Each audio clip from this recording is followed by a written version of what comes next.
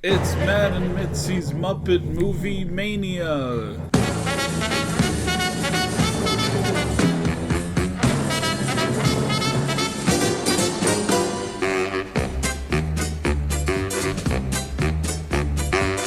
It's time to play the music. It's time to light the light. It's time to meet the Muppets on the Muppet Show tonight. It's time to put on makeup.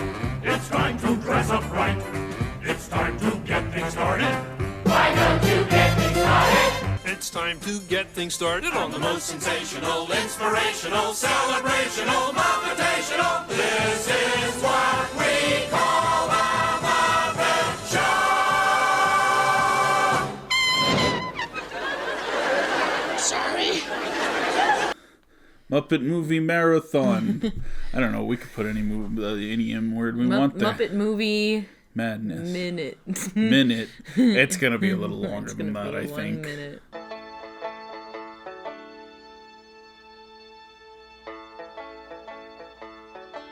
I do want to record these, like, right after we watch the movie, but, We're in Frog and Toad. it's been, like, 3 weeks since we watched the Well- Muppet movie, and we just never got around to recording.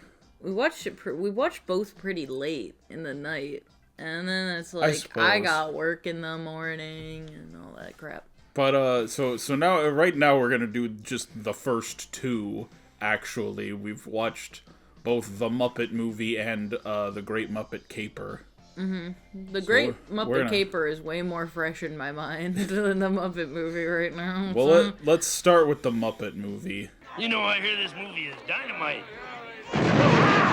Honestly, I don't think I'll have that hard a time talking about the Muppet movie, because that's the one I've seen more recently. I've seen that one more recently. I've also, I see Christmas Carol pretty much every Christmas. That's like my mom's favorite Christmas movie. It's a good Christmas, and it's a good one. Yeah, so those two I have seen a lot. I feel like I saw, like, all of the Muppet movies when I was young. Maybe not every single one of them, but I feel like I watched all of them when I was a kid. But the Muppet movie is certainly the one that has stuck in my mind the most. Mm-hmm. The Muppet movie, I'm saying this now, it might be my favorite. I might change my mind by the time we're done here, but I think have a favorite. I think the Muppet movie is probably my favorite out of all of them. Because I feel like it works free of the context of the Muppets. Mm-hmm. You don't have to know anything about the Muppets going into the Muppet movie. Yeah, that is true. Like, I feel like it fills in all the blanks for you. Like, it's Muppets, you know. I also feel like it's a fairly straightforward story. They got a lot of good gags. They got a lot of good cameos. They have Kermit rides a bike, and that was pretty impressive. Yeah. I mean, he rides a bike in this one, and then him and Miss Piggy ride bikes in the next one. And then both of them, like, the Muppets absolutely fucking love their meta humor. Like, they love to be as meta as humanly possible. He was living in the swamp, Fozzie. and then a fisherman came along. Fozzie, you can't tell him the whole story. You'll bore the audience. Oh, sorry. But, Kermit, the band here wants to know. Well, let him read the screenplay. Ah, yes, sir. Oh, no! No, he's dead now. R.I.P. Waldorf. Alright, they can sit here and judge us. Okay.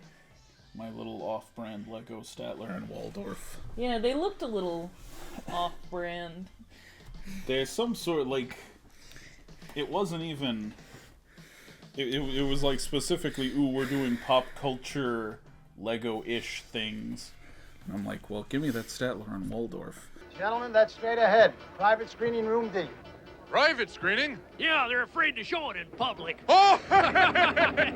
So in the first movie, it's sort of a Muppets backstory. It's just, okay, well, Kermit meets Dom DeLuise in the swamp, and Dom DeLuise tells him, like, hey, they're looking for frogs out in Hollywood. You should go out to Hollywood. You're a really talented frog. You could be in the film industry. I'm a really talented frog. And No, then- it's funny because it's like, I feel like this is from an era where shit like that could just happen. Like, somebody could randomly come up to you and be like, hey, you want to be in something? Like, hey, you want a job? Hey, do you want a job, actually?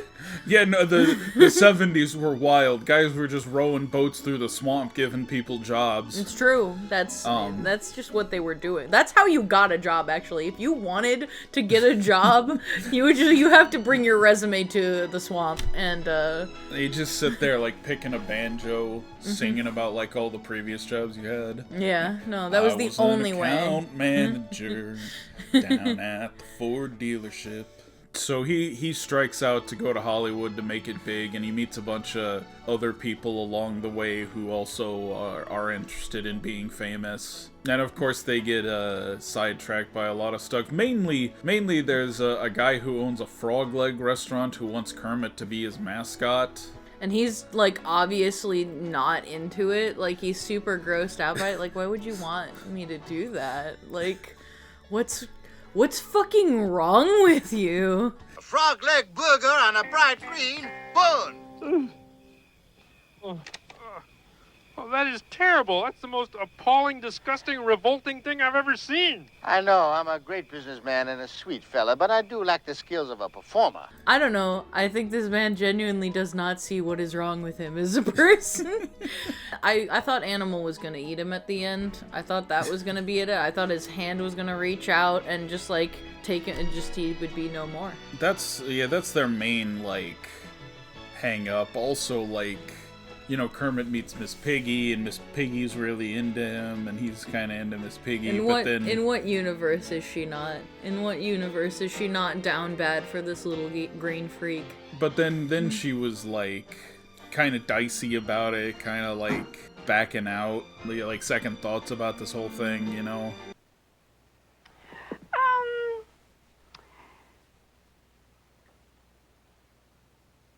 Goodbye. So there's that, too. Also just general Muppet shenanigans get in the way. And then finally they end up at the office of this big Hollywood guy and mess with the receptionist who has an animal allergy. Allergic to every animal. Allergic to every animal. And they abuse that to get themselves in to see Orson Welles. I love that it's Orson Welles. And then Orson Welles is just like, yeah, make up a contract for Kermit the Frog and his friends. They're gonna be rich and famous. The rich and now. famous contract. The richest famous contract. They just get it. You can just have whatever you want. If you just go up to a Hollywood, like, executive producer, it's gotta be Orson Welles. Yeah, if you go up to him, that bastard will greenlight anything. I swear to God. Famous lover of the Hollywood studio system, Orson Welles. Mm-hmm. I love the cameos in this movie. It's such a weird selection. Orson Welles obviously is, like, the highlight. But, like, Mel Brooks and his whole staple of actors appear in this. Like him, Dom DeLuise, Madeline Kahn, Richard Pryor. Richard Pryor is in this. And then, like, Steve Martin with his super short shorts as the, like, totally sarcastic, disinterested waiter. Yeah. I was like, this guy belongs in Reno 911. That's what it made me think of. Well, you may serve us now, please. Oh, may I? Music, 10 out of 10. Oh, yeah. Absolute bangers. Moving Yeah, right along. Fucking banger. Maybe the best music in the series. Again, I might change my mind by the end of this, but, like, Gonzo song makes me fucking cry every single goddamn time. Moving right along, Can You Picture That? Rainbow Connection. Yep. Rainbow Connection. Oh yeah, Rainbow Connection is like the song. It is. That's like the song. That's Kermit's song. That's Kermit the Frog. That's his song. He wrote that. Yeah. Big Bird makes a cameo. Yeah, he's there. So far, both films have featured a Sesame Street cameo, so... Although, I misremembered that scene, because later on they pick up Gonzo, and he's like, oh yeah, I'm going to... Where's he going? Well, I want to go to Bombay, India, and become a movie star. Oh, he's going to, like, Bollywood or something. Yeah. But he's like, oh yeah, I'm going to wherever to be famous, and like... don't go there to be famous. You go to Hollywood. He's like, oh, if you want to do it the easy way. I remembered Big Bird saying that, but it was in fact Gonzo, the Great. Gonzo is my favorite character. He's my favorite Muppet. He's a pretty good Muppet. Can give you some insight into what my favorite Muppet movie is. We'll talk about it when we get there. I think Statler and Waldorf are my favorites. They're not in a lot of the movie, but they're like in at the beginning and the end when everyone's watching the movie. They're such an enigma because it's just like, man, don't call yourself a hater if you're not on these guys' level. They really fucking commit. They're like, we're gonna get front row seats to their movie premiere.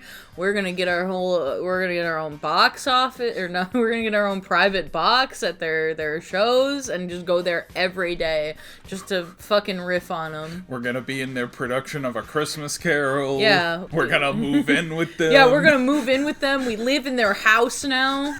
It's like, those are the true dedicated haters. I also love Gonzo. Gonzo's great. Big fan of Sam the Eagle, he's not really in this one.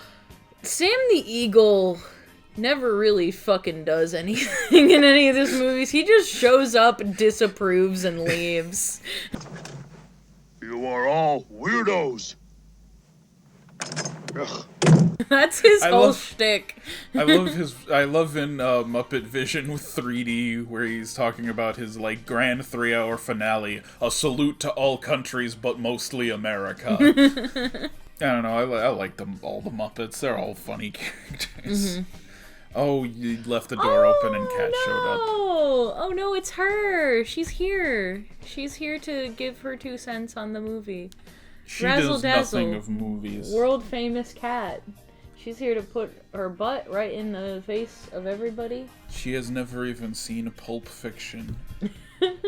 Fake cinema fan. Is it true you've never Fake seen cinephile. Pulp Fiction? Oh my gosh. Can't believe it. No taste. Do you have any final thoughts on the Muppet Movie? I think we covered it. Yeah, good movie. Good movie. Like it.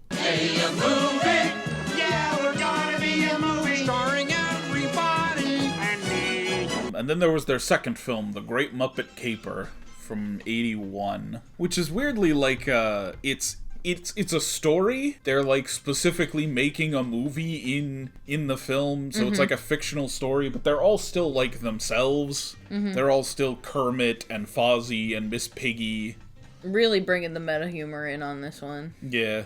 There's this weird scene where like Kermit and Piggy like break character and just like have an argument. No, it's like it's so uncomfortable. It's almost but like it's you hilarious. shouldn't be seeing it. Like it feels like no. this is just like an actual like lovers quarrel happening. Yeah. Like out of character. It's just like the actors are going at each other on set, and this was not supposed to be in the movie. Yeah. Fine. Okay, sure, go ahead, walk. Okay, walk, sure, walk. I'll go ahead and walk. Piggy. Listen. I'm doing my best. Well, I know you are. Piggy, I'm sorry. Kermit and Fozzie play identical twin reporters who miss out on like this big break about a robbery happening. So they go to London to like investigate this mystery, and this lady, why am I blanking on her name? Lady something or other. Lady something highfalutin. Lady like Diamond or whatever it was. Fuck, it's gonna bother Lady me so Holiday. much. Holiday. Lady Holiday. It was her diamonds and her jewels that were like important to her. Yes, that her were going diamonds to got get stolen. Her diamonds got stolen. But weren't there other jewels like that they were in process of stealing, and that was like the whole thing? Well, the end bit is like a grand heist to steal her baseball diamond. It's the baseball diamond, and it is shaped like a baseball. And they have a whole bit of the Muppets just like throwing the diamond around. They really do thwart the villain with just like Muppet antics, Which but, is the way it should be. Also, like, I don't know, this one didn't feel like... It's called The Great Muppet Caper, but it doesn't feel like much of a caper. Like, it feels like the caper is, like, some sort of, like, B-plot to what's really going on, which is the rom-com shenanigans that Kermit and Miss Piggy are going through. Yeah, no, like, Kermit shows up to interview Lady Holiday, and, like, Miss Piggy is, like, in her office, and he mistakes Miss Piggy for her, so, and she's, like, flirting with him, and so just kind of plays into being Lady Holiday so she can keep talking to Kermit. And then she breaks into, like, this British couple's house and is the funniest scene in the movie. Had me fucking dying. It's John Cleese is the man, and it feels like a Monty Python bit. It does, because they're talking about fucking nothing. They are getting so detailed about literally nothing. And it's so funny. It's just like, are you angry? It's like, no, if I was angry, I'd go buy that thing. And it's like what? And he's like, I don't know, like beans or something like that. He says something completely fucking random. Well, first he just, like, gives some random examples of things to buy, and then his wife's like, well, what? What would you buy if you were angry? What would you buy if you were bored?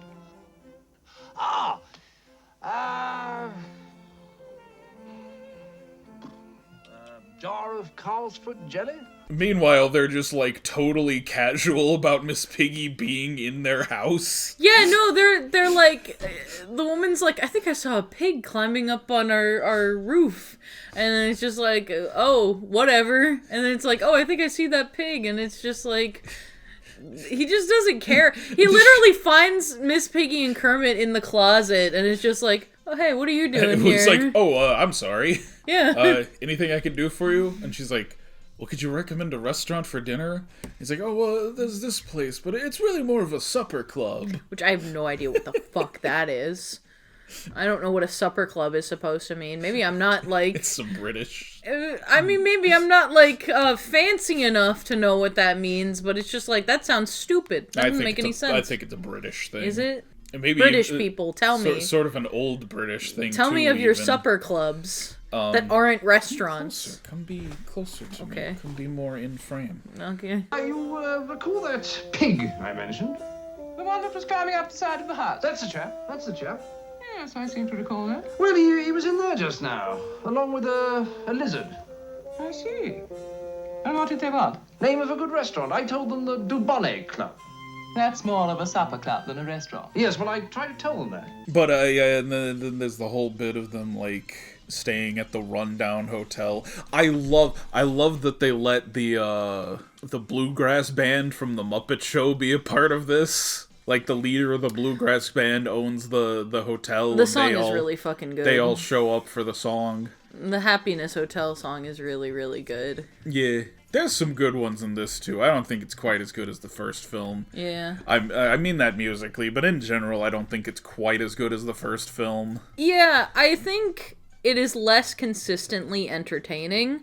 Like, there are some points where it just kind of falls off, and it's just like, I don't really care about what's going on all that much. Honestly, despite the title, it gets kind of bogged down in the, like, caper That's what aspect. I was saying. Like, it feels like it's a B-plot to yeah. Kermit and Miss Piggy's rom-com situation. It feels like the least interesting thing happening in this movie. Yeah, it's true. Yeah, until the end, and they have, like, the big heist, and the Muppets, like, thwart their heist by just, like, showing up and being the Muppets. Silly. And then Miss silly Piggy breaks in on a motorcycle. As she should. With her human proportions. They can get them to ride a bicycle, but they can't ride a motorcycle. It's like clearly a person on the motorcycle. They use that a little bit. They use that in like a couple other scenes. Yeah, there's too. like a scene of her walking down the street and it's clearly a human, and I am so off-put by human proportions, Miss Piggy. Yeah, like, that's it's weird. Incorrect. Because like you see earlier when she like falls in the wastebasket, you kind of get an idea of like the size of this character. And it really is just for like a short snapshot of like 3 different scenes that it happens. Yeah, but it's just like a few select shots. It's enough to notice, and you're just like, why would you make this choice? There's a lot of reasons to not do this. It just looks wrong. Yeah. Human proportions Miss Piggy is not real. She can't hurt you. But I mean, it's still a funny movie. The music's still pretty good. I did specifically remember the joke where they're like on the fold-out bed and it folds up and Kermit's like, "Could someone get the light?" And it just like falls out of the chandelier and breaks. I remembered that joke. I didn't remember it was from this movie. It's just a joke that has floated around in my mind. There's been a few moments where I'm like, "Oh, that was from this movie. Okay." That can kill you in The Sims. The Murphy bed. That's the way you can die in The Sims. Fun. Yeah. The cameos are not as recognizable in this one. A lot of them are like British comedians. Columbo's in there. Columbo shows up and tries to figure out what's going on with Kermit and gets everything wrong, which is kind of funny. Yeah. And there's a very funny reaction from Kermit where he's just like, You know, it's amazing. You are 100% wrong. I mean, nothing you've said has been right. this would be a good thing to just reply to people with. Yeah. Yeah, no, that was a little bit of a meme for a while. The Muppets, and specifically Kermit, have done so much for memes. Like, let's just take a moment to appreciate that. T-Lizard. Do you have anything else to say about the Great Muppet Caper? I think I about covered it. Oh, Diana Riggs. Diana Riggs is Lady Holiday. That's fun. There's a dance number that's pretty cool. Oh, yeah. The dance number is pretty sweet. The Muppets movie is, like, really, really 70s. And this also feels kinda 70s, despite coming out in 81. What's next? Muppets Take Manhattan. Oh, yay! I love that one. That's my second favorite. We are doing the Sesame Street movies. I asked if you wanted to do the 2 Sesame Street movies as well, and you said yes. Yeah. So we will do the 2 Sesame Street movies as well. Of course I want to do the Sesame Street movies. So after that one, I think is Follow That Bird. We don't have to like finish this off at all. We can just transition to us talking about the Great Muppets Take Manhattan. All right, over. The future us. Take it away, Matt and Mitzy. Together again. Gee, it's good to be together again. All right, Muppets Take Manhattan. They sure as hell took it. They have taken Manhattan. We have lost Manhattan to the Muppets. Well, what'd you think of that one? It's Are you asking me just as I was taking a drink? I was expecting you to talk first. Okay, well, Kermit and the gang graduate college, and they have this great show called Manhattan Melodies, and they're gonna take it to Broadway. But, you know, things don't work out. They don't really... It's not like last time where they just went into a guy's office and were like, get the rich and famous contract. Yeah, they do go into a guy's office. He does like the show. Well, he doesn't really like the show. He's a con artist, and he was going to take all their money. And then he took Gonzo and Camilla hostage. So that happened. And then everybody else was just kind of like... fuck you. Yeah, they had a much harder time getting on Broadway than they did getting on in Hollywood. Yeah. So they kind of split up for a while Kermit tries to get this show financed, which he does. There's some like guy who just decides like, hey, I want to finance your show. My dad's a big Broadway producer, and this is my chance to prove myself to him. But then Kermit gets amnesia. Yeah, that just happens. Yeah, and becomes a businessman. They discharge him from the hospital. He has no records. He has no memory of who he is. They don't really dig deeper to find out if there's anybody who knows the guy, or if there's anybody missing. They just were like, all right, buddy, you walk out in the streets and you figure it out, which speaks volumes about the American healthcare system, I think, personally. Ocean breeze soap for people who don't want to stink. What do you think? Be frank, Phil. I don't like it. It's kind of a weird turn right at the end, I feel. Like just all of a sudden they have the funding for the Broadway show, and then Kermit goes missing. Like, they couldn't have it too easy. There's still a lot of movie left at that point. But But I feel like they just, like, switch gears suddenly. It's like this whole thing has been about them trying to get, like, the funding for their Broadway play, and then, like, they get it, like, before the third act, and it's like, oh, what do we do for the rest of the movie? Kermit has amnesia.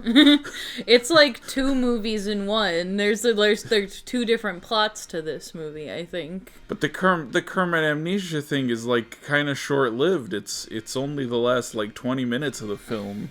Fair. That happens. You want to marry me? You want to have children with me? With you? In love with a pig? Oh, wait till I tell the guys in marketing. Hi, maybe you expect me to go hog wild? I don't know, I think compared to the other 2, it probably has the weakest story, but it was quite funny. No, it was really funny. It's very one quotable of the funnier movie. ones. Very quotable movie. My family and I quote this movie at each other all the time. Like, our favorites are like, well, excuse us for living. Well, excuse us for living.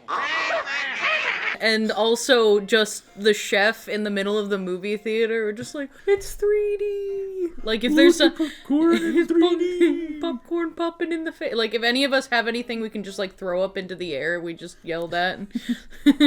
Well, those producers looked at us like we were from outer space. What? No, man, go back to sleep. Nobody's landed.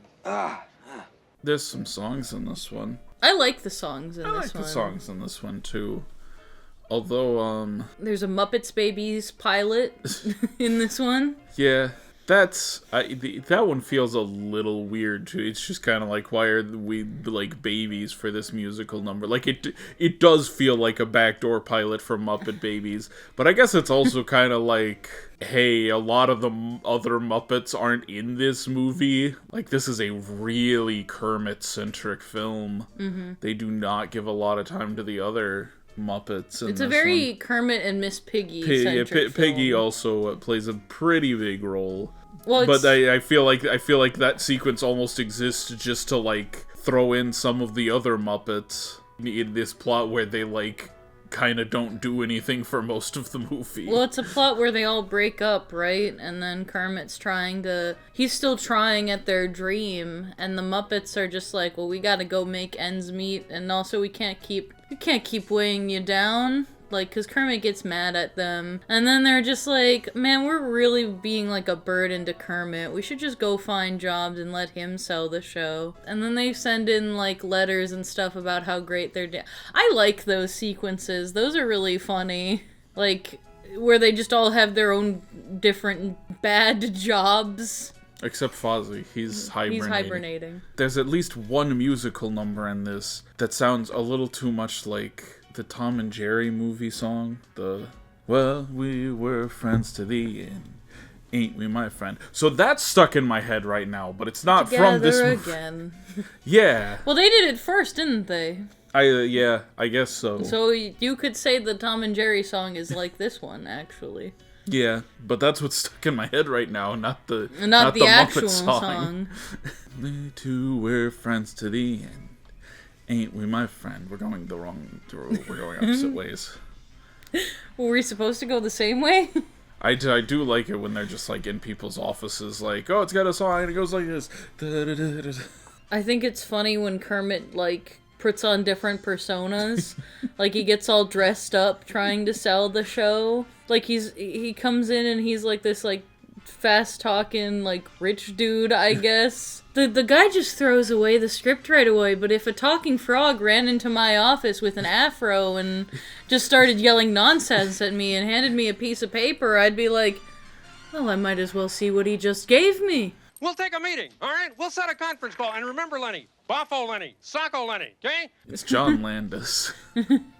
The Orson Welles of the 80s. I'm nodding and pretending I know what that means. It's John Landis. What did John Landis do? Don't say Twilight Zone the movie. Don't say Twilight Zone the movie. He did Blues Brothers. Yeah, he did Blues Brothers, I think. I haven't seen it.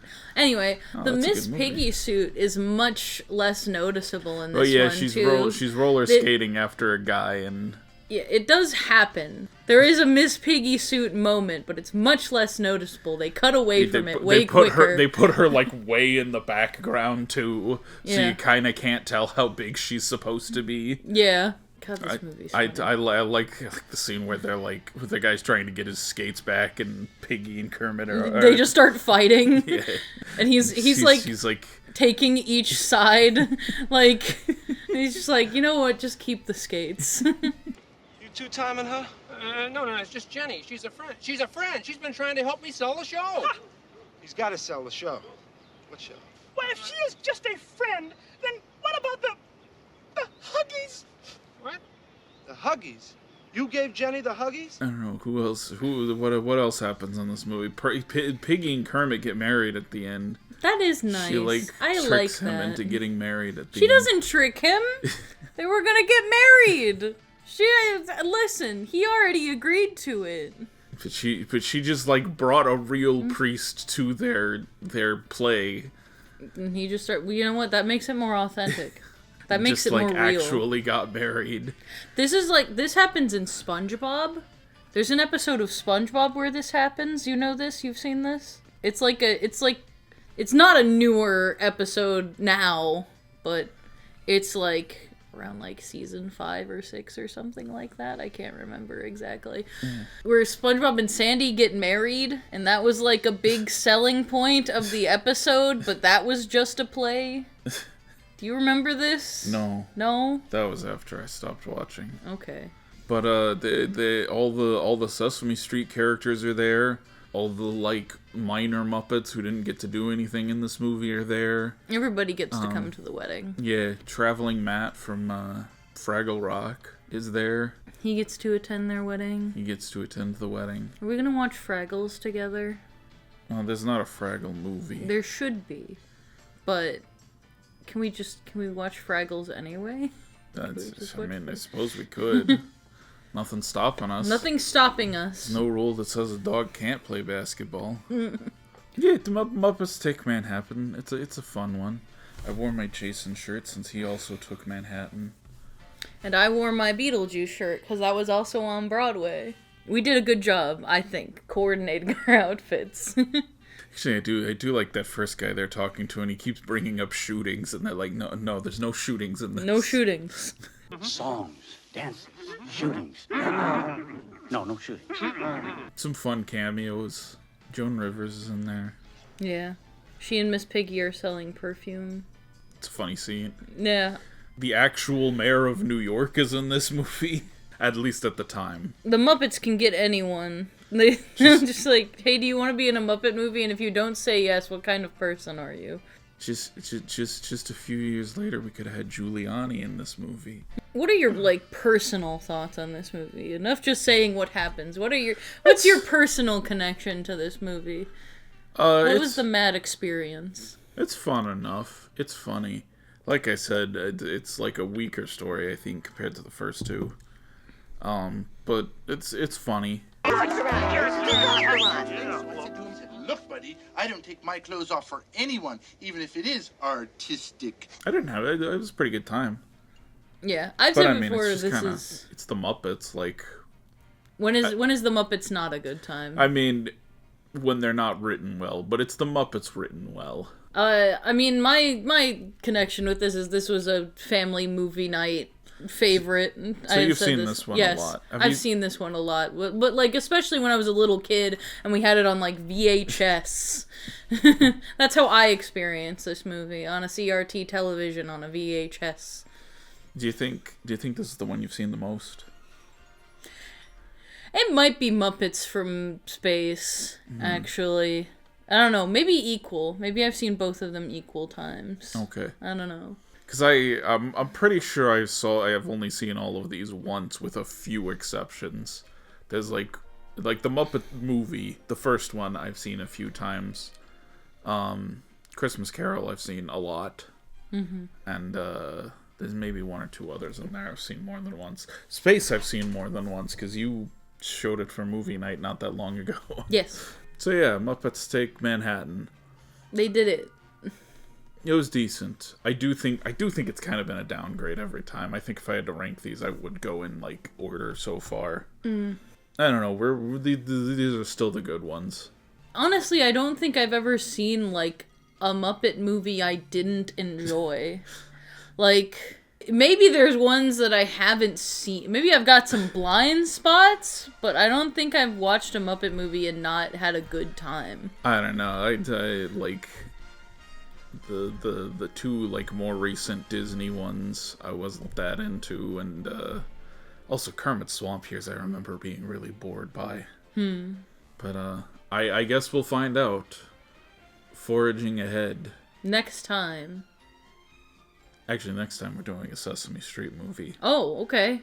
We're doing one of the 2 Sesame Street movies. Here it is. Follow That Bird.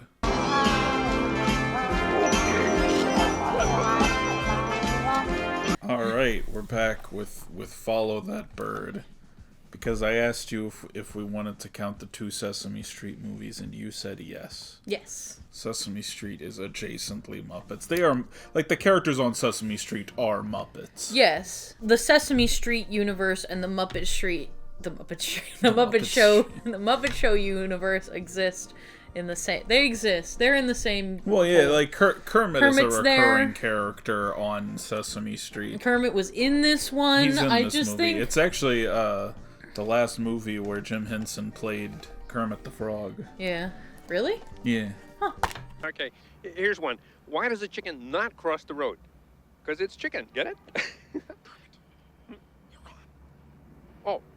I gotta object to this cover a little bit, because I picked it up and I'm like, I'm pretty sure Elmo is not in this movie. I wasn't even confident they had introduced him at this point. He is in the movie, but he doesn't say anything. He's right at the end. Yeah, like right at the end, everyone comes out to be like, "Yay, Big Bird's home!" And Elmo is like he sticks his head out of a window, and that's all you see of him in the movie. I feel like this cover is lying about Elmo's role in the film. I guess they put him on there because like he's like one of the most like popular characters, I guess. Like, I don't know. It's so weird because you told me that Elmo wasn't originally part of Sesame Street, and I was like, what are you talking about? Elmo is Sesame Street. No, he wasn't introduced till 1980. And this was 85, so he was pretty new at this point. I had no idea. I've only grown up in an Elmo Sesame Street world. Yeah. Not an Elmo-less Sesame Street. Yeah. No, I mean, he is one of, like, the central figures of Sesame Street now. Although, clearly he wasn't when this movie came out, since he didn't do anything. Although he was by the 25th anniversary of this movie. And that's why he's on the cover and on the back. No, it's like, I feel like all the characters here are like, you've got, you've got the Count, you've got Grover, you've got... The Count, Oscar, Grover, they, like, do stuff in this movie. They're important to the story of this film. Oscar, if you don't want to go on this trip, you don't have to. Are you kidding? I love wild goose chases. Let's go get lost. Not Cookie Monster, though. Cookie Monster doesn't do jack shit. Cookie Monster is there. All he does is eat the car. I mean, and that's it. Oscar takes them, like, wildly off course. He doesn't really help either. No. The humans are doing the heavy lifting here. The humans save Big Bird. Yeah. I mean, here's the thing. I think the only one of all the Muppets that are trying is the Count. And he's doing it all on his own. He's the only one actually trying out of all these guys. He also keeps getting distracted because he has to count everything. Yeah, but he's trying, and that's what counts. He's trying. Bert and Ernie are. Bert's trying. Ernie is just doing his own thing. I thought it was kind of funny where like they were like, no, switch seats, and as soon as they switch seats, like Ernie becomes the serious one, and Bert is enjoying flying upside down. Yeah. Ernie, don't stop. This is fun. Oh, Bert, there's no time for fun now. We've got to find Big Bird. I don't know what that's supposed to say. I don't know what the commentary is supposed to be on that one, but I thought it was funny. Yeah. It's just them switching seats, and he's like, okay, yep. I see your point now. So I feel bad for the human characters in this one. They really are just horribly inconvenienced by all of the Muppets. So this racist adoption agency sets Big Bird up with some racist dodo birds in Illinois. Kind of glad those fuckers are extinct. Yeah. So they're just like, oh, you can't be friends with someone who's not a bird. He's not a bird. He's a snuffleupagus. Snuffle guppy gut. But your best friend should be a bird. Why? Because you're a bird. What the hell? They don't have feathers?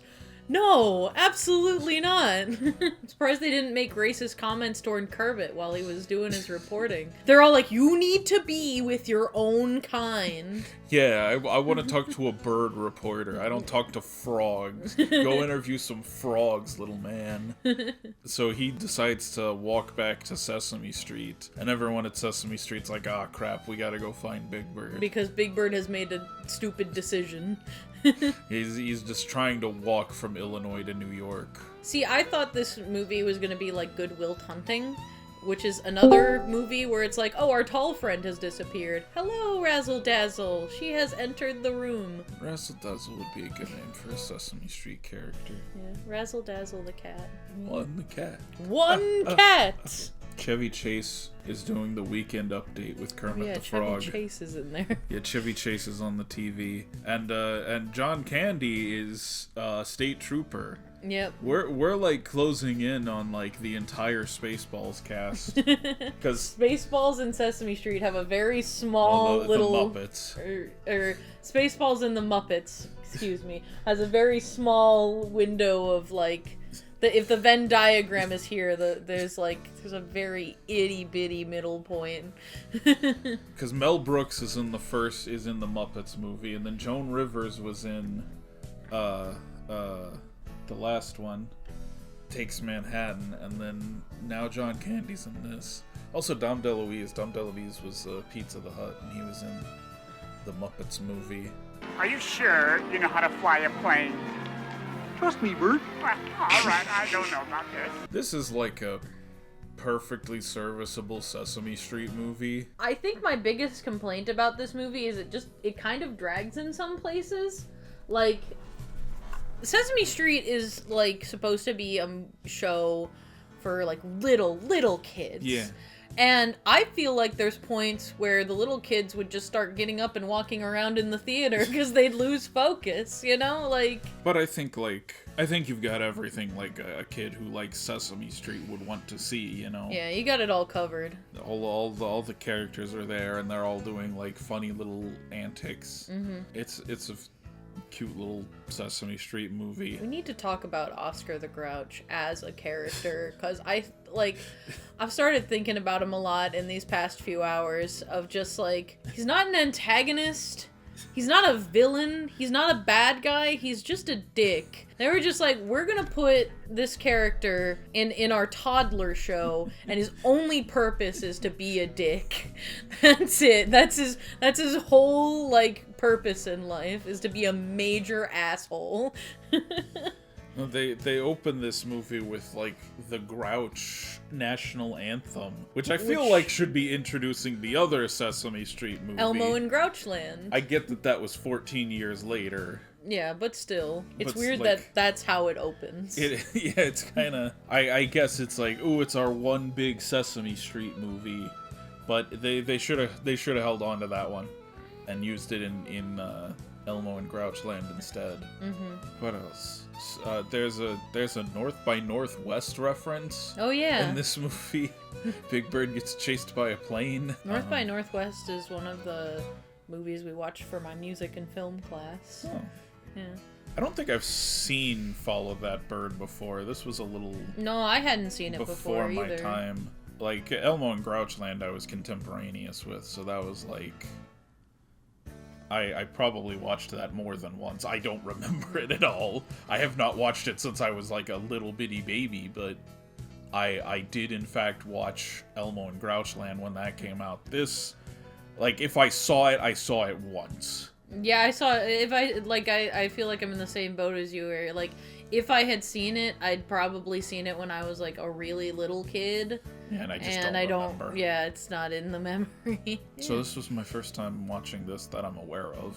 Oh yeah, my other complaint, I have 2 complaints about this movie, and I think this is just a product of, like, the times, and I think Snuffy has always kind of sounded like this, probably in the older Muppets, or not Muppets, Sesame Street stuff, because he's muffled. Snuffy is muffled, and it's not great to listen to. The audio quality is not especially, like I don't like it. I don't like listening to it, honestly. Sounds like Bird needs me. I know. I'll write him a postcard and ask if it's okay to come visit now. But I guess they like my guess is they recorded it while he was in the suit, and it just kind of comes out that way. I don't know. I can't explain it. All I know is the Sesame Street stuff that I watched when I was a kid, I don't remember him sounding that muffled and that bad of audio quality. I don't remember this. There was at least, like, normal Snuffy and not stoner-ass Snuffy from, like, the old days. They're missing out. There's an ironic market for a shirt that's, like, stoner-ass Snuffy that just says Snuffy under it. No, it's it'd be funny if it said stoner-ass Snuffy, and it's like, why? Whoa, whoa, whoa, whoa, whoa!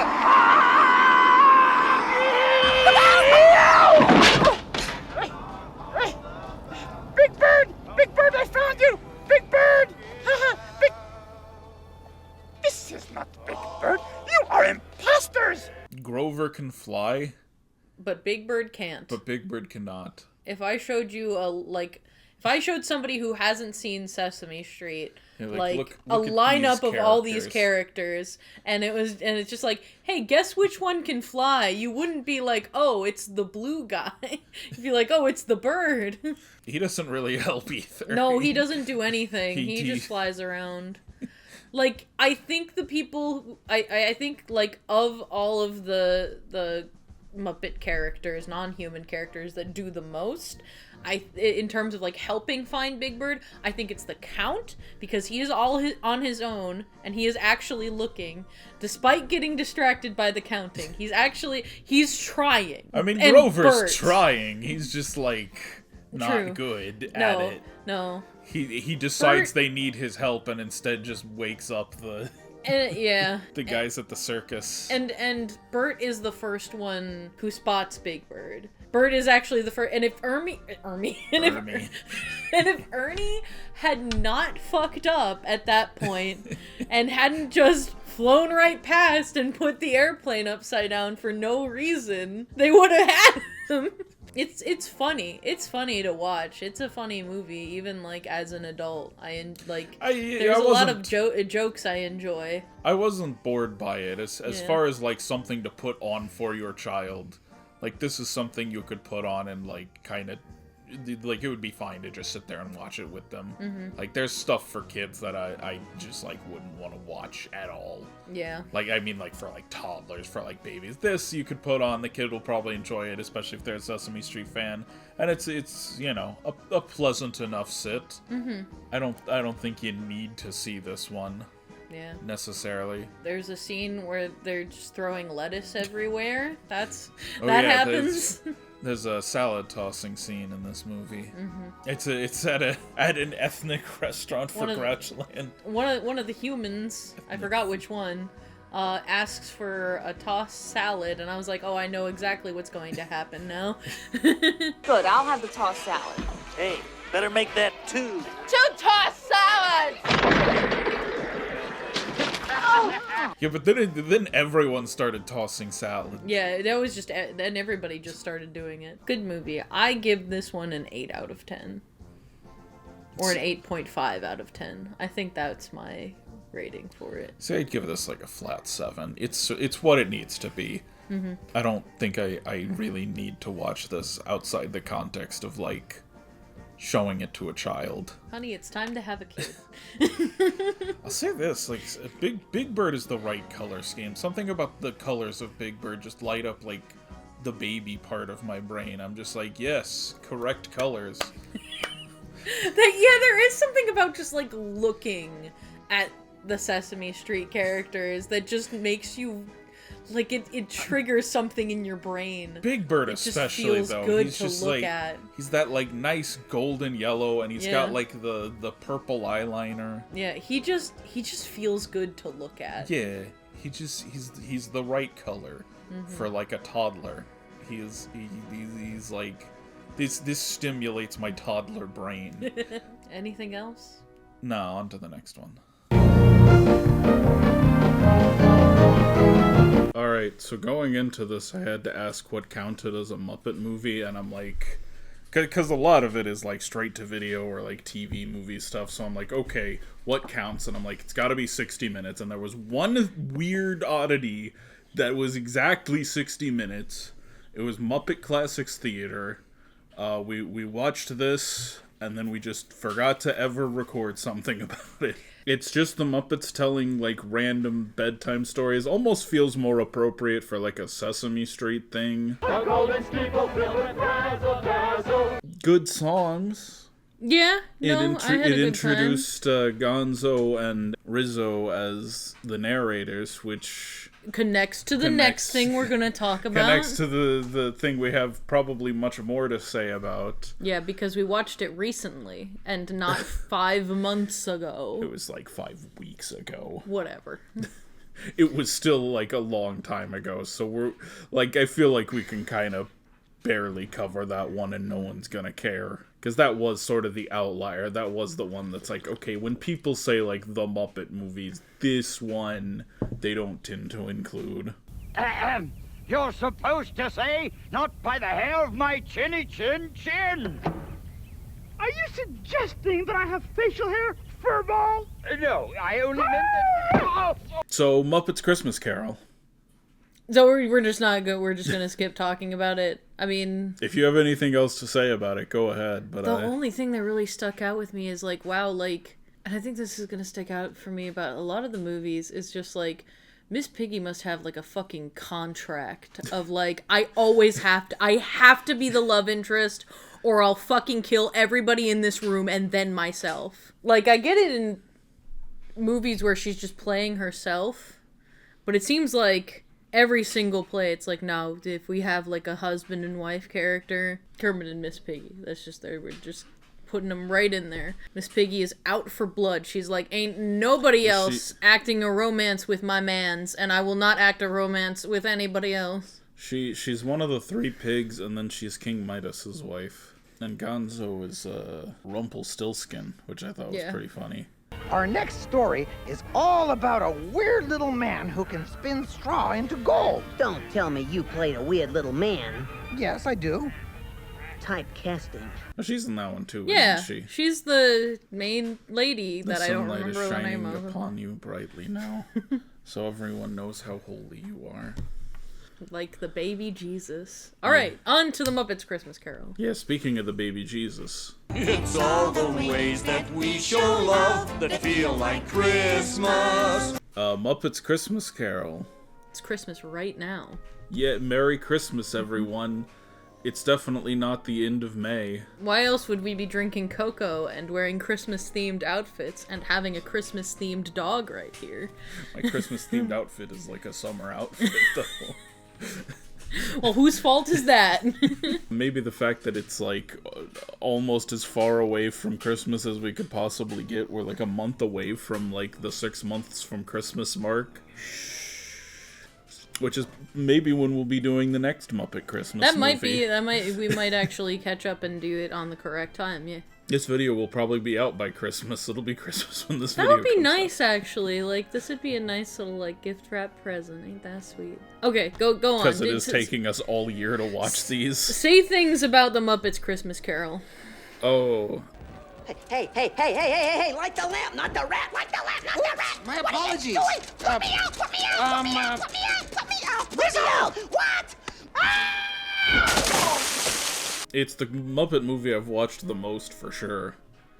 My mother really likes this one. We would watch it every Christmas. I feel like Christmas Carol in general is a story that a lot of people love, and don't understand. Christmas Carol is literally about a horrible, disgusting rich man who's just a total piece of shit. They literally sing a whole song about it. Like, just imagine you just walk out of your house and everybody's singing a song about what a big piece of shit you are. Drake in 2024. Yeah. But, like, it's about this dude who, like, sees, like, all of, like, the things that he has lost and is going to continue to lose if he continues to be so greedy and stingy and just a complete asshole. And, like, nobody sees how that parallels to the rest of the real world. Nobody. I mean, people do, but, like... Yeah. The people that it matters, they don't care. They've got no media literacy. This is pretty good. Like, it's a fairly accurate adaptation of the source material. It quotes the book a lot. It definitely... Yeah, well, it has the Charles Dickens in it. Yeah. You know, he's blue and he has a huge nose, but, you know, that's... Well, because I know the story of A Christmas Carol like the back of my hand. Prove it. All right. There's a little mole on my thumb. This is a mole right there. Yeah. But they do a lot of Muppet shtick in there, right? Mm-hmm. It's A Christmas Carol, but occasionally there's some Muppet shtick. And I feel that so hard when the rats all of a sudden are in, like, Hawaiian gear, and they're just like, whoa, heat wave! How would the bookkeepers like to be suddenly... Unemployed! Heat wave! This is my island in the sun. I believe you've convinced them once again, Mr. Scrooge. I'm like, that's a Muppet joke. No, it does the Muppet. I was, like, this time watching it, I was thinking, like, what would the real Charles Dickens think of this? Like, you'd have to explain what the Muppets were to him. Right, raise Charles Dickens from the dead and be like, okay, I need to tell you about Muppets. First, we can start by talking about Wilkins coffee. Is this Wilkins? No. Oh, no. With this camera, I shoot pictures of people who don't drink Wilkins coffee. I'm ready. Shoot. Anybody else? You have to finish without me now. Okay. No, this is the one I've seen the most, and I don't know if it's really my favorite. The problem is it feels so specific. It's like a Christmas movie, so I put it on at Christmas. If I want to watch a Muppets movie, I'm gonna put on the Muppets movie. Mm-hmm. I think the way I would put it is, like, this is maybe a better movie than the Muppets movie, but I think the Muppets movie is a better Muppets movie, you know? I mean, it's better at being a movie about the Muppets, sure. Yeah, this I feel like is a little too specific to Christmas. Yeah. But I do watch it, like, almost every Christmas. I mean, it's good. It's like, good. It's a good adaptation of Charles Dickens. The Muppet stuff is really good. The songs are really good. I mean, I love the Muppets. I think... Oh, it's really hard. I think I would put it, like, tied for first, if not second, to Scrooged. Because I love Scrooged so much. I think that's also a really good adaptation. It's like what I think of, like, when I'm like, okay, if you want to make a modern, quote-unquote modern, because it's not modern anymore. 80s. Yeah, if you want to make a modern adaptation of a movie, this is like, or a book or a story, this is kind of like the blueprint for it in my mind. Enough talking about other movies. I shouldn't get so sidetracked. This is probably one of the better Christmas Carol adaptations I have seen. Mm-hmm. I'm sure I could think of more if like, I just... Michael Caine does really well in the lead. No, it feels like he's playing it in a normal adaptation. Yeah, I mean, I think that's what works. You're a little absent-minded, Spirit. No, I'm a large, absent-minded spirit. He sees the Muppets as fellow actors. Yeah, no, he's performing this like he is actually Ebenezer Scrooge in like a normal Christmas Carol adaptation. Mm-hmm. He doesn't get a lot of jokes either. Like, most of the jokes are the Muppets. Yeah. Like, he is fully the straight man in this situation. Yeah. Like, we have the Muppets doing their Muppety shtick, and then, like, 1 minute later, you have this old, frail man begging for his life. It's beautiful. The music is really good. I really like the songs in this. Like all of them are, like, really good. I like the part where, Statler and Waldorf, those guys, are coming out and they're doing their thing, which also has another Bob Marley joke in there. Like, I haven't seen a bunch of other Christmas Carol adaptations do it. But they are kind of subtle about it, because they're just like they decide there's two Marleys so that it can be Statler and Waldorf, and they're like, oh, one of them's Robert, haha, because Bob is short for Robert. I also think, like, this adaptation, like, picks which Muppets to have for which role really well. Like, it works. Like, again, like, they work as, like, the crotchety old business partner. Sure. And their song fucking rules. It's just about how, like, yeah, we're in hell now because we were greedy bastards. Anyway, bye, back to hell. Best use of Statler and Waldorf in a movie so far, because they get the song, they get that whole scene, and then later they get Fozziwig's speech, and they get to heckle him during that. Yeah. This is like the most they've been used so far, even. Yeah. At this time in the proceedings, it is a tradition for me to make a little speech. And it's a tradition for us to take a little nap. So far, this is my number one for use of Statler and Waldorf. Mm-hmm. I think it's funny that Kermit and Miss Piggy's kids, there's like there's two frogs and then two pigs. Yeah. And it's just like, yeah, no, all the males are frogs, all the girls are pigs. Well, one of the frogs is one we've seen before, and then, like, I don't think we ever see the other three kids again. I mean, unless they're, like, background characters or something, but I don't think we ever see those kids again. Robin, who is Kermit's nephew, he plays his son of the Muppets. Yeah, he plays Tiny Tim. It's so weird. Okay, I want to address something about this movie and about a lot of movies and shows I see in general. It's like, there's always a nephew. Where the fuck are the other parents? Where's the brother? Where's the sister? Like, in this movie, you're showing stuff about Scrooge's life, Ebenezer Scrooge's whole life, and it's like, we never once see a sibling. It's like, he's lonely, he's miserable.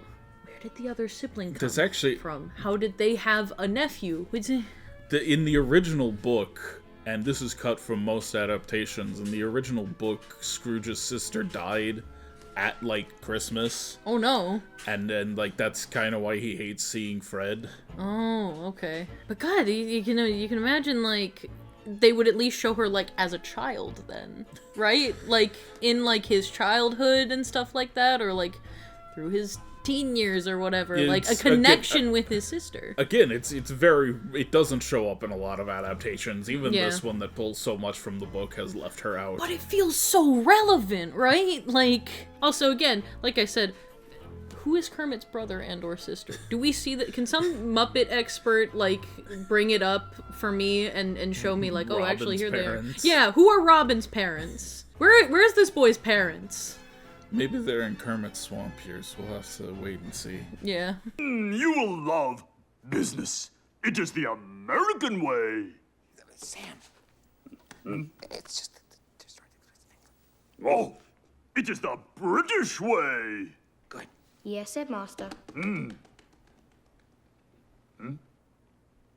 I mean, it's hard to know what to say about a Muppets Christmas Carol because I've seen it, like, so many times. It's like... Everybody's really creeped out by the ghost of Christmas past in this one. I guess I could just address it. Everybody's like, this character is so fucking uncanny. And, like, I don't even think we ever see those three spirits again. They're completely original to the... Yeah, well, I mean, they're, like, pretty directly based on how they are on the book. Yeah. But, yeah, they came up with 3 unique Muppets for the ghosts in this one, which feels like something most adaptations don't do. It feels like when you're doing it with iconic characters, you stick the iconic characters in as those ghosts. Mm-hmm. But I think they've kind of rectified that by giving us Gonzo as Charles Dickens, following him around the whole movie and doing shtick with Rizzo. You really like the Ghost of Christmas Present in this one. I know you do. I like the Ghost of Christmas Present as a character. I prefer, like, the drawings of him in the book. He's got this, like, really low cut thing going on. He's got his tits out. He's got a titty out look, full cleave. Yeah. No, it's a good costume. Not to bring up Scrooged again, but I really like the Ghost of Christmas Present in that one. And just like, here's an opportunity for them to be played by a lady. And also, she's insane. I appreciate an insane woman. I don't know. I love this one. It's a great movie. I love the set. It's a really nice set that they've built for this movie. Oh yeah, no, it's like, beautiful. It's just it's everything it needs to be, I think. Yeah. I couldn't imagine a better Muppets Christmas Carol. No, yeah, they knocked it out of the park. They did it really well. Merry Christmas, everyone. Merry Christmas. On to the what's the next one? Treasure Island. Treasure Island! Let's fucking go. It's been a while since I've seen Treasure Island. Me too. And we're back with Muppets Treasure Island. Yes. Starring Tim Curry. I'm not wearing anything with a skeleton on it. I tried to find my, like, skull bracelet, but I couldn't find it. And also, we just got back from Pride. Yeah, we got some flags. I mean, we weren't recording this in June. Oh yeah, that's right. It's still Christmas, isn't it?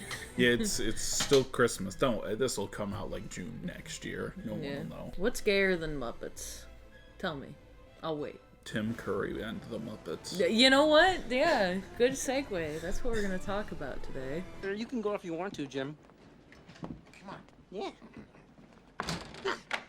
Oh, well, I guess the human beings want to hang out together. Don't want to spend time with a rat in the, whatever. Yeah. So Tim Curry always sounds like a British man trying to imitate an American man trying to do a British accent. That's just what he sounds. That's just what Tim Curry sounds. Come on now, Jim. But especially in this.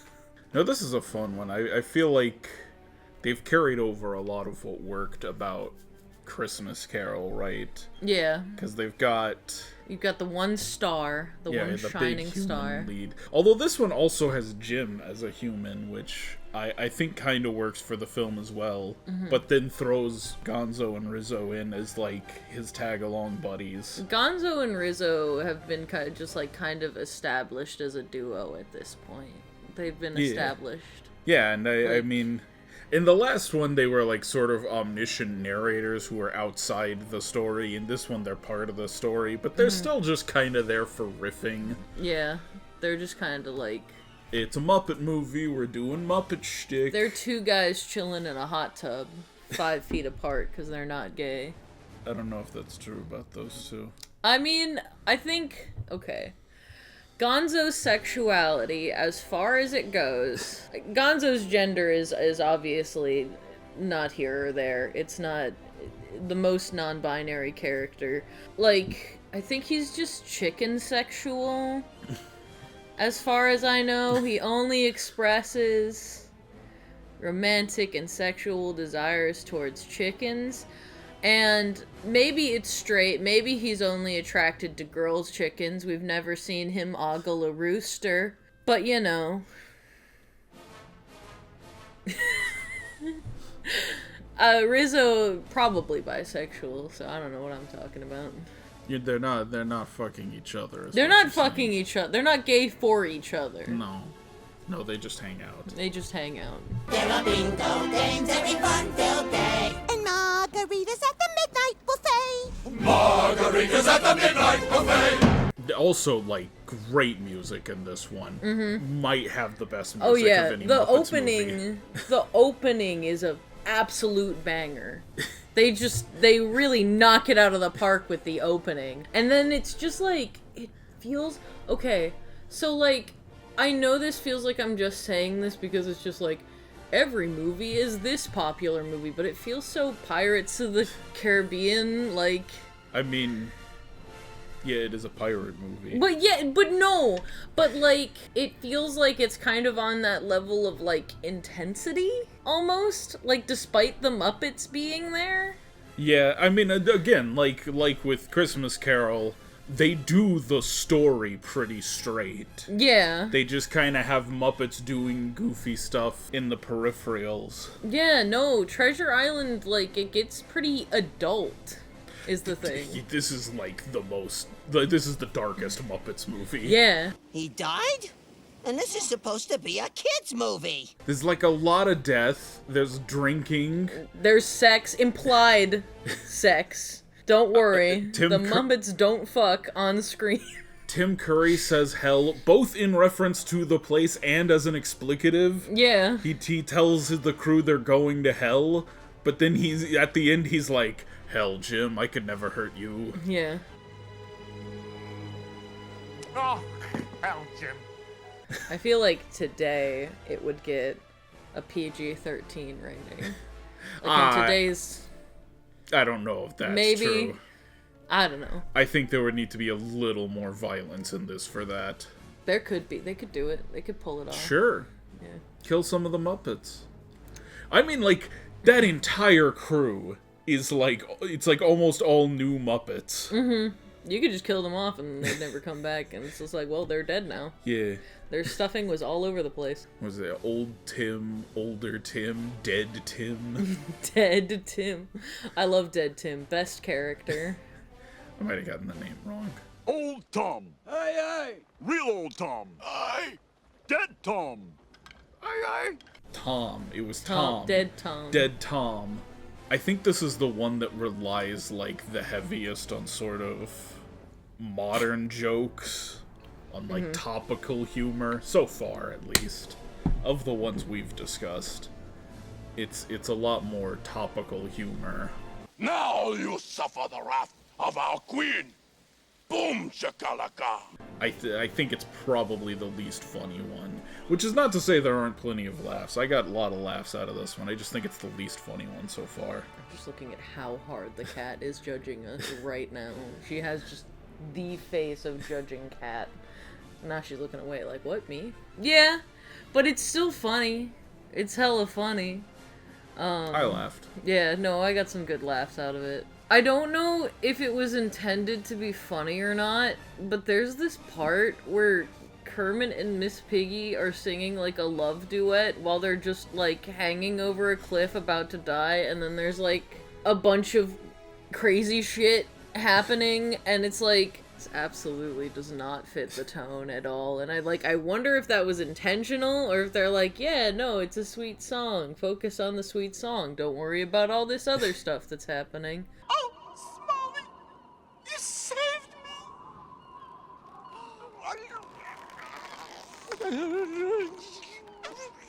Pretty poor use of Statler and Waldorf, I think. Mm-hmm. Yeah, negative use of Stadler and Waldorf. I'm really tired. They get like... They're just like the mermaids on the head of the ship or whatever. Yeah, but then they like catch Kermit and Piggy when they fall off the cliff. No, that's good for them. They do like a heroic deed to make up for all the trash they've talked over the years. It's like, well, that's my one good thing I've done in life. Now I can continue to be an asshole. But I mean, like, great use of most of the other, like Kermit makes complete sense as like the captain. No, yeah, great use of everybody else. Sam the Eagle as like the first mate. Fozzie as like the dumb rich guy who funds the whole thing. Yeah. And he's the man who lives in his finger, Mr. Bimbo. All right, Mr. Bimbo, I didn't know you had such a good singing voice. What a name. What a fucking name. So yeah, I mean, like, it's a pretty solid production. Of like the main Muppet movies, it might be my least favorite so far.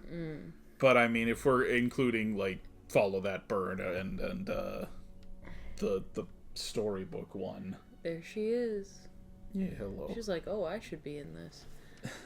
No, it was really good. Like, even for being like, here's the thing, even for being bottom tier, it was still really good. I'm not saying it's bottom tier. I think it's probably a least favorite. Least whatever. favorite, but Still it is good. It's probably on par with like the others we've seen.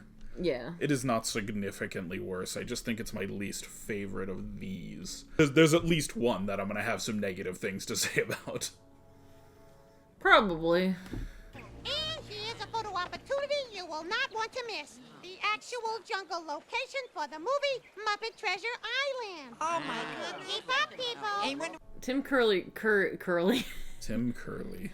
Tim Curry really wanted to fuck Miss Piggy. I just think everybody should know that. Their characters are implied to fuck. Yeah, no, Long John Silver and Miss Piggy have fucked in this movie. This seems to be your day for renewing old acquaintances. Oh, well, hello, Long John. Oh no, him too? Well, if you married me... But I believe Tim Curry genuinely wanted to fuck Miss Piggy. And I don't blame him. Next. It's Muppets in Space. Yeah. I think. My favorite. Might be Elmo and Grouchland, but I think it's Muppets in Space. I mean, Elmo and Grouchland is still good. I mean, that's still good, but... I haven't seen it since I was, like, 3. Okay, I haven't seen it since I was a little kid either. But... it's probably still good.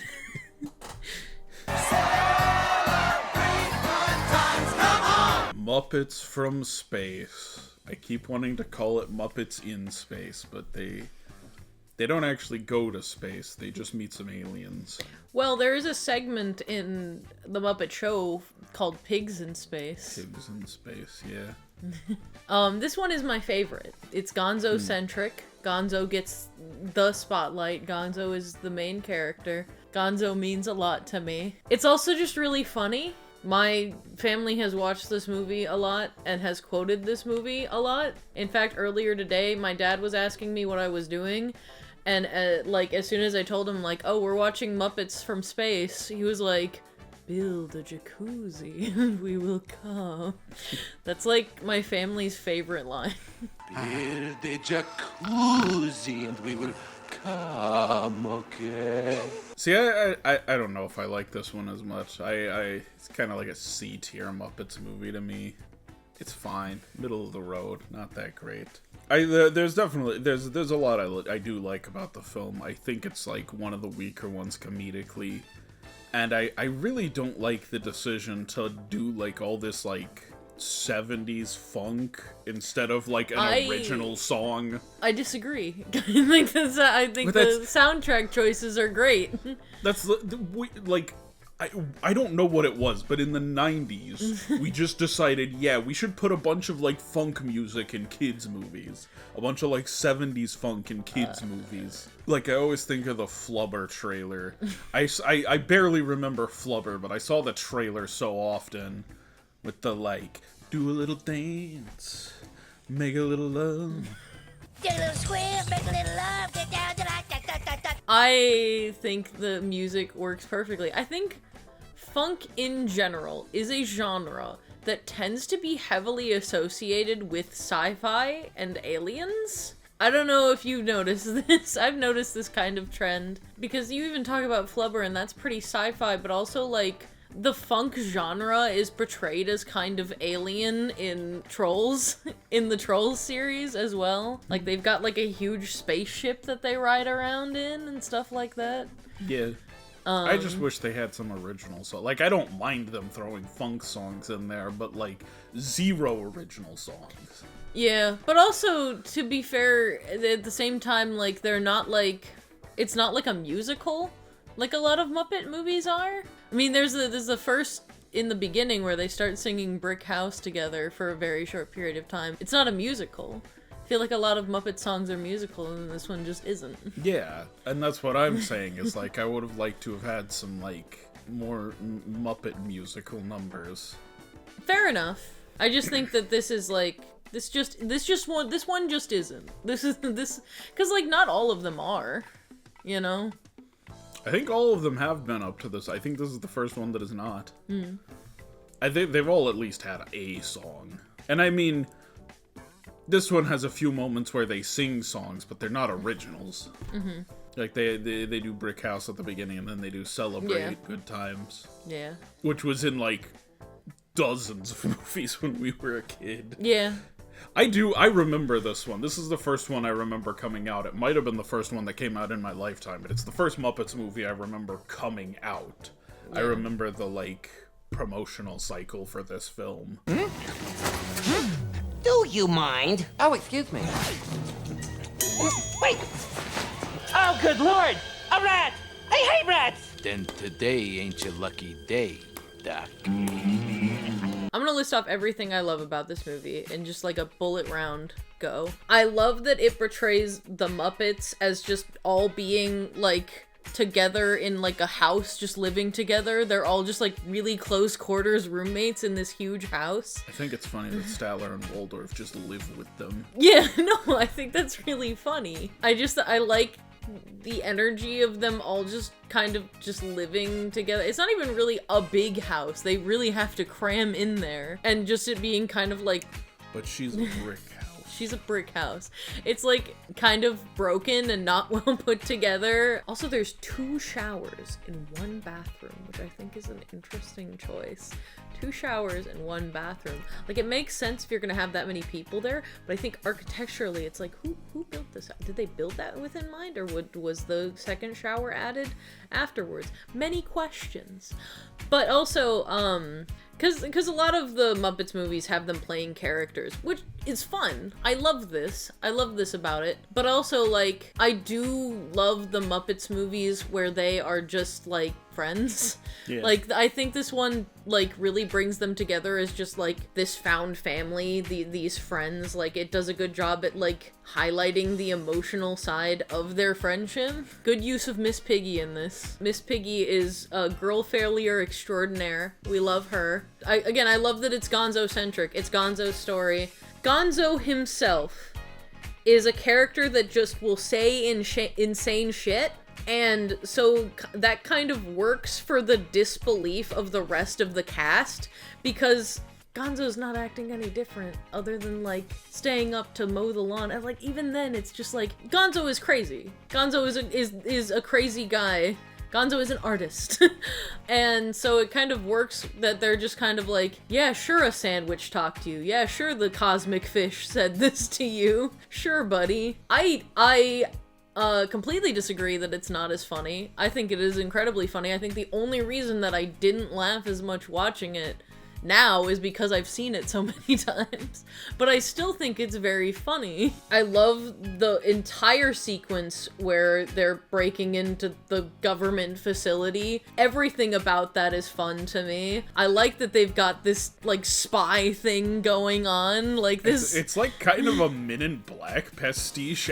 Honestly, yeah, like everything about this feels very Men in Black. I mean, the outfits they wear, obviously, but then there's like the really big gun with like the stupid name, and that feels like a Men in Black joke. Like they the would really call it, big gun. Yeah, they would call it something really stupid like that, and it's like, it's the really big gun. Jeffrey Tambor is really funny, honestly. Yeah. Like as like kind of the main human in this. He is the antagonist, but that makes him sort of the main human in this, and he's really funny in the role.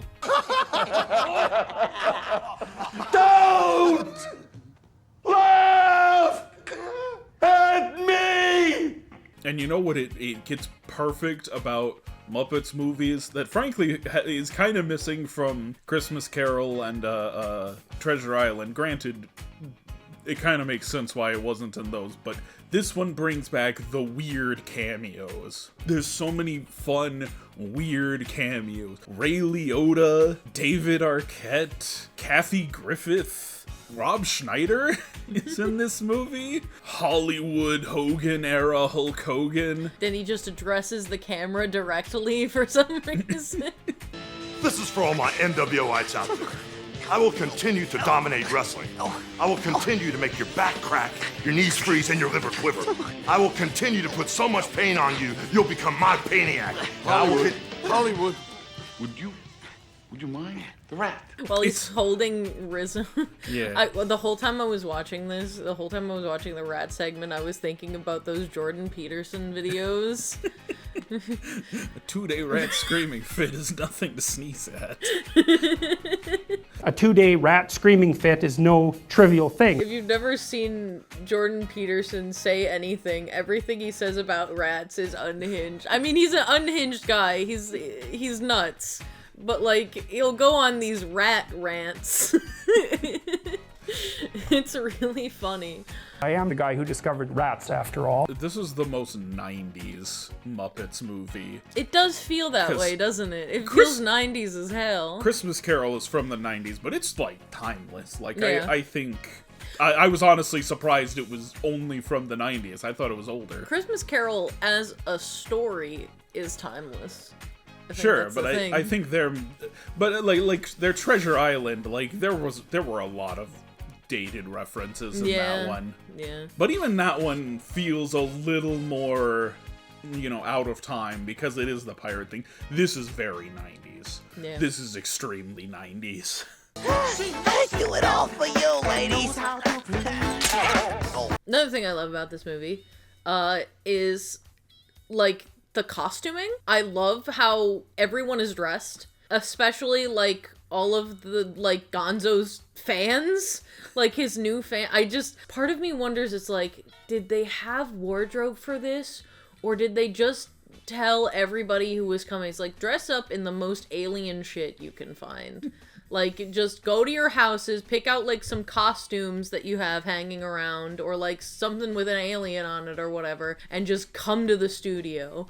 Like, part of me feels like that's what they said to the extras, and I love it. It's just, like, even just looking at the crowd in this movie is just fun. It's fun to look at them. Again, this is a fun movie to look at, because I'm talking about the costumes, but also, like, the sets and everything. Like, the settings are, like, fun to look at. Like News Studio is fun to look at. The way their house is designed is fun to look at. And just good choices all around for, like, design of things. There's the gay undertones. Yeah, there's a lot of gay undertones. Like, let's talk about this for a minute. Gonzo is very non-binary. Or at the very least non-binary coded. Like, there's a lot to Gonzo about, like the queer experience. I mean, the movie opens on a Christian guilt dream. Yeah. No, I was gonna say that too! The religious overtones, coupled with the gay undertones, makes one long trip of the queer experience. Really, it's just that open, like, when he's having the Noah's Ark dream. But it's, like, very blatant. Yeah. It's very obvious. He also tells Kermit he didn't choose to be an alien, so, like... Yeah. I realize that it may be hard for you to accept me as an alien, but I didn't choose to be one. And, well, I've always had alien tendencies, and this just makes sense to me. And also, this is the gayest Rizzo and Gonzo get, I think. They were roommates. There are a lot of stories about finding yourself, finding where you come from, or at least finding people like you, finding people that says, like, you are not alone in how you are or how you feel. And those kinds of stories, like, in general, like, that formula of stories, I guess, if you want to call it, is timeless for a reason. I think it is something that speaks to a lot of people. Sure. But I think in this movie it feels very gay. Yes. I know. Yes. This is not, like, I'm not... nowhere did I say, like, I was discounting that. I just mean, like, I mean, especially even for gay people. It's very sweet, too. Like, I just think this movie is very sweet. It's also the first movie to feature, like, some of the, like, characters they introduced in the 90s show. Pepe the Prawn is the big one. He has a pretty big role in this film. I like Pepe. And then there's that, like... He has a big role in The Wizard of Oz, too. Yeah, there's the, like, big lip Rastafarian looking guy. He has a name, and I can't for the life of me think of what his name is. Yeah, but this is his first movie. Also, I think this is the one that introduces the bear. Like, Yeah. I don't think that bear is a character before this movie. Part of me thinks that I could probably go back and watch, like, The Muppet Show and find bear characters, like, realistic bear characters. Like, part of me has that in my mind. As to whether or not it is him specifically, that's a whole other story. But, you know. Part of me thinks that there could be a realistic bear Muppet somewhere in the Muppet Show at some point. Yeah, no, it's a good movie. I really like it a lot. Are you 3? Are you 3?